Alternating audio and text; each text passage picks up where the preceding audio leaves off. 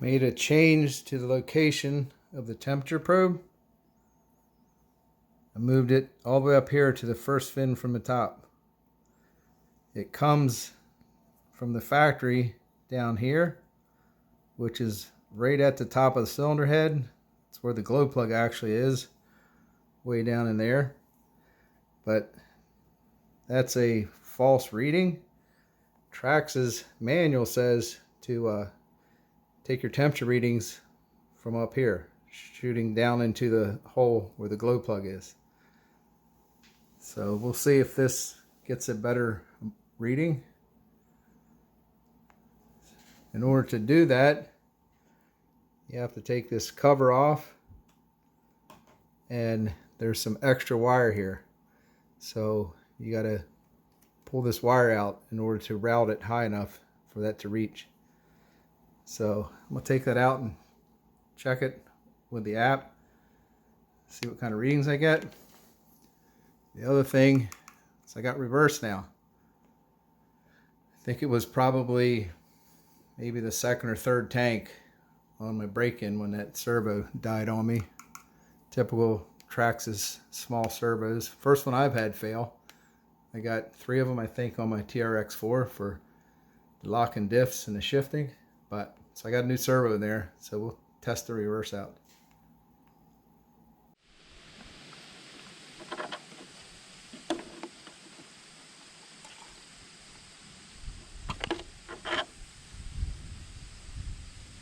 Truck is full.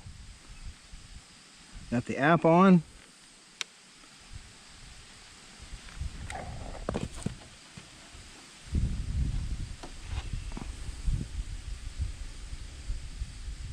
Picking up Bluetooth. Gonna start off this video with a cold start. I'll show you how much I prime it. So something to keep in mind with this unit is you're holding your finger on the exhaust and starting the motor. You also have the glow on. So it's gonna fire as soon as it gets fuel. Not much chance of flooding it. So here's how much I actually prime it. This is a cold start. I'll show you how much it takes to get it started.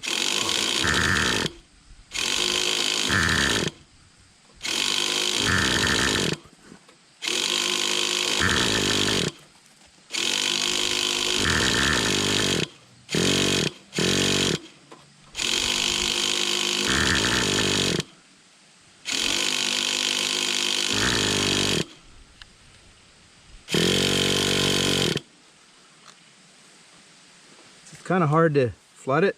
It's got a long piece of fuel line from the tank. Been my experience anyway.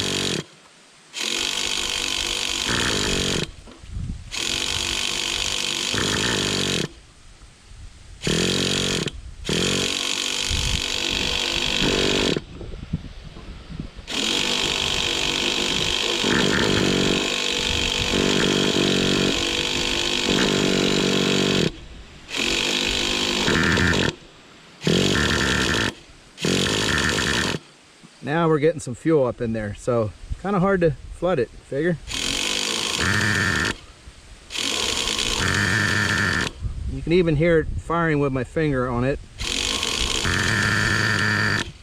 Almost there. So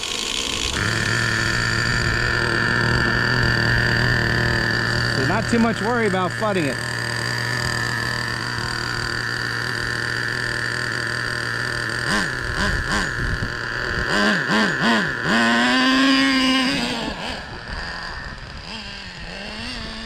Take it out and warm it up a little.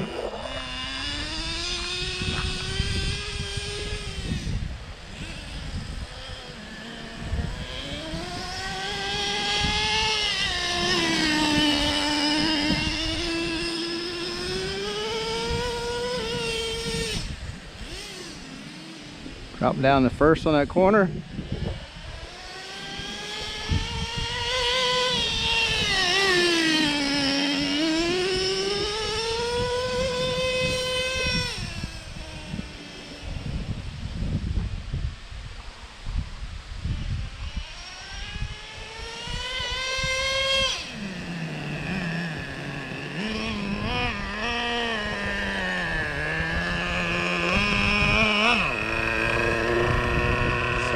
140 with the app. See what we got with the temperature probe. 137. So that's a much closer reading with the temperature probe up on top. We got reverse. Oh yeah. Reverse, baby.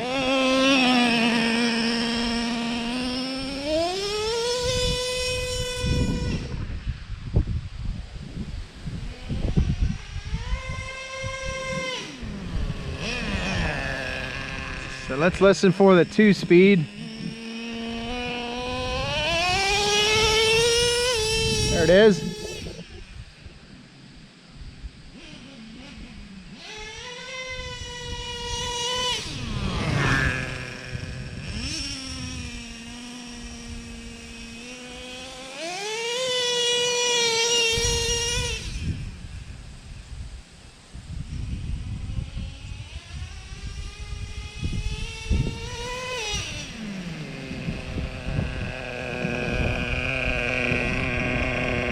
$195.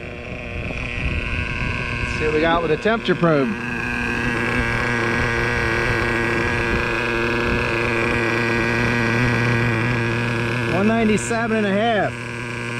Wow, that's really good. That's a definite upgrade I'd recommend.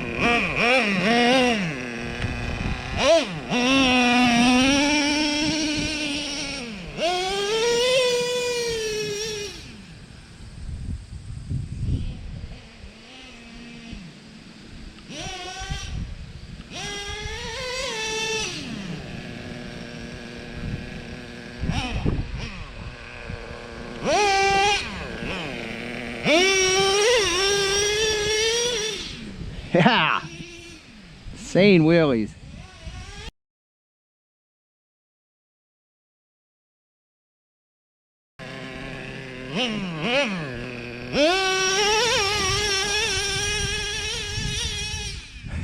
There it is.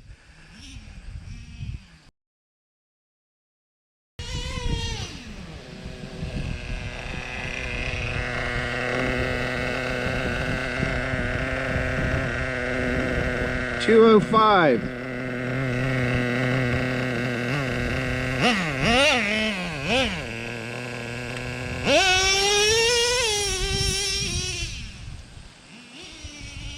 Seems to be fun to run on a track. Got a pretty wide stance. Corner's nice.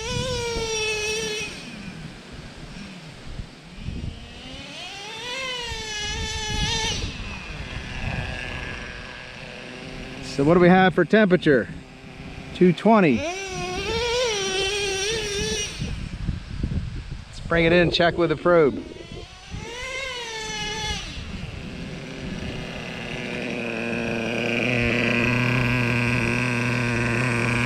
225. 201. So closer, but this is right in the fin. There's the probe. I don't know if you can see it, but that little fat section of the wire right on this high side here. But look here, 195, 196, 197.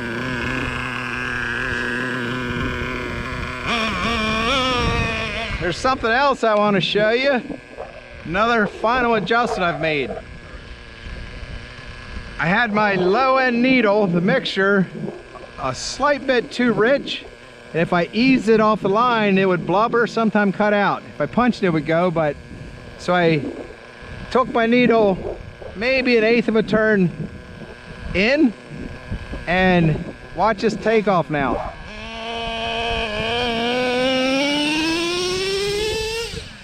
So on this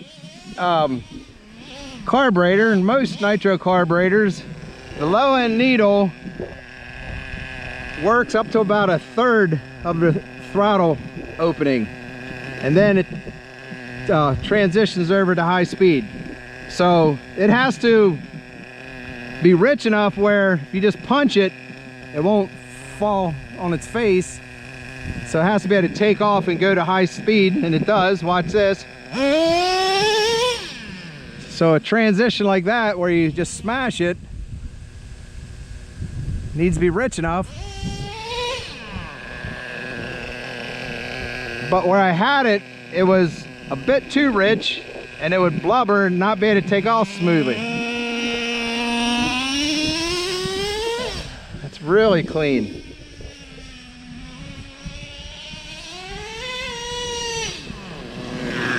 Other than, I'm still leaving it rich till I get a gallon, probably 2 gallons through it, whatever it takes, for it to fully break in, not be as tight. In other words, the motor will hit its sweet spot or be in the prime of its life. I'm just leaving it rich. Temperature is a good indicator of that, and the amount of smoke. Probably get a few more RPMs out of it if I were to lean it some more, but I'm not interested in that. I'm taking care of the motor.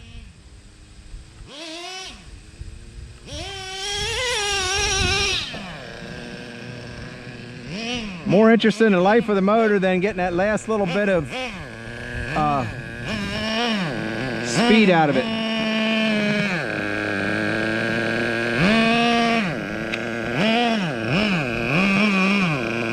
And that's how I've always felt about all my nitro motors. It's far more important to me, the life of the motor, than getting that last 5%, running it lean on the high end. Little nitro talk here while we're on the subject. I've been running nitro airplanes and helis for more than 30 years, and this motor is what's called an ABC motor. That would be, has a cylinder liner, aluminum block. That cylinder liner is brass, and it's chrome plated. Aluminum is piston. So A, aluminum piston, B, brass liner, C, chrome plated. It's a high-end motor. That's your better motors. It takes breaking in, every one of them for sure, because there's no rings. What they're doing is, with CNC machining, the fit on the piston, they can hold such really close tolerances where it's almost a press fit. What it comes down to is the finish on the piston. Mostly the cylinder wall is ground and then chrome plated. Maybe it's ground again after chrome plated even. So that finish is a really nice finish, but it's the machining, turning on the lathe of the piston, the feed that they cut the piston, the finish that is left because how fast they feed the tool across. It's a fine finish, but you can get a better finish and a better fit by burnishing it in. So it's like a press fit. That's what you hear about, you know, new motors tight, and you're getting that final fit with your break-in, and that's why it's so important to follow the break-in procedure. You're controlling the condition in the piston in the early life of it burnishing into the cylinder wall. That's one part of it. Very important to get your best running motor, your longest lasting motor. And the other part of it, of the nitros, is the idle mixture working up to about 1/3 and then transition to high end. The final adjustment I made here is, there's actually 2 ways to adjust your idle speed. If you're close, if you're way high, you got to back the idle speed off. It's the 3rd needle. But if you slightly richen an idle, it will slow down a little bit. Lean is kind of racy. It's a weak idle also, but it'll tend to race a little faster. There's a saying, rich stays running. So I had it on the rich side, the idle mixture, and that was causing my blubbering taking off. I could only take off if I just punched it to just get the RPMs up, get it onto the high-speed needle real quickly. That's not so drivable. What I did then was leaned it, didn't go lean, but I went in the lean direction to clean that up a little, and then the RPMs came up a bit. So now the final adjustment, I've backed my idle speed down to where you hear it idling, which is really nice. Nice, what you'd call a relaxed idle.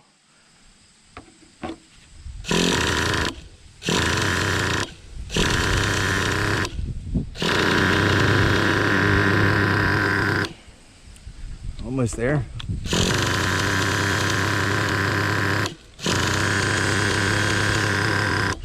Got her down pretty low.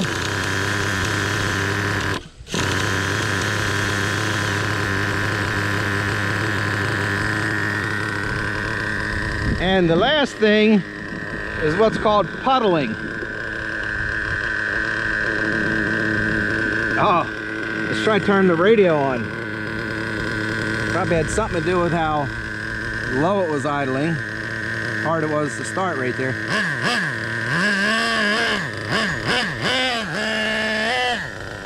Puddling is when you come off of a high-speed run, all that excessive fuel going in the carburetor has to burn off. So it'll idle a little higher at first and then settle in.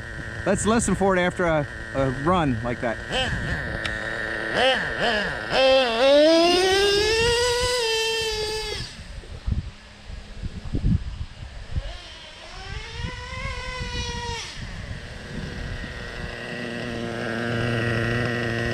Idling up a bit right now.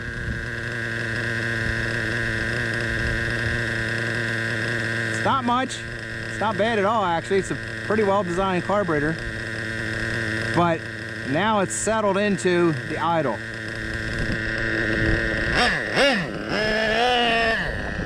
So I feel like I have this running as good as you can get a nitro to run. The last part of it is just the final break-in, get a couple gallons to it. I'm gonna leave it right there, and then changing your high-speed mixture for hotter or cooler days. And that's something that's pretty consistent.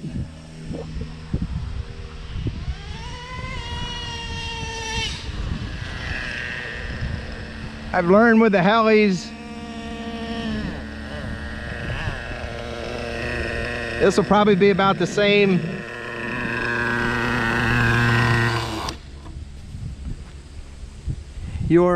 Right now it's like 67, 68 degrees. So this is your nominal temperature. I think 60 degrees is where they rate horsepower on all engines. Anything warmer or cooler from there is where you make your high-speed adjustment. I've noticed with the helicopters, on a hotter day, you have thinner air, so now it's too rich, you go a click or two in. Don't go for the ultimate power, you might have to sacrifice some power. You get it leaned out, temperatures go up, just trying to get that power, and you won't get as much power, just live with a little less power. So, like on the helis, a click or two leaner on a hot day. With this, maybe an eighth, maybe 3/16 of a turn leaner. Get up in the 85, 90 degree range. And when you're running down around 35, 40, you'll probably have to richen it eighth to a 3/16 of a turn. And that's it. That's been my experience. That's all the adjustment that I ever do with a nitro motor. When it's broken properly, everything is set properly. Idle mixture, high speed, and idle speed, it just doesn't change. The only thing that will change is when your glow plugs get burnt out. And the thing to look for on them, if you look at that little coil in there, they need to be shiny. It's a platinum coating. That's what reacts with the nitro. Causes a diesel effect where it'll stay running after the battery's off. And a bad glow plug, if you look closely at the coil, it'll be dull looking. Otherwise, they don't change. So there it is. TRAXXAS REVO, tuned, final tune, everything working as it should. Reverse, transmission shift point, I like it where it is. If I was drag racing, I would change it a little higher. I'm sure I could get a little better time on a drag race. It pulls. With this gearing, this is still the factory gearing, it's got the power to pull it through. I think it'd just be a little quicker if you were strictly going for a drag race to have a higher shift point. What I don't care for is when you're driving smooth, bringing the RPMs up, shifting, I don't like it having to race way high before it shifts. I like where the shift point is. So nitro, baby, and 2-speed, baby. Got it going on right here with the TRAXXAS REVO 3.3.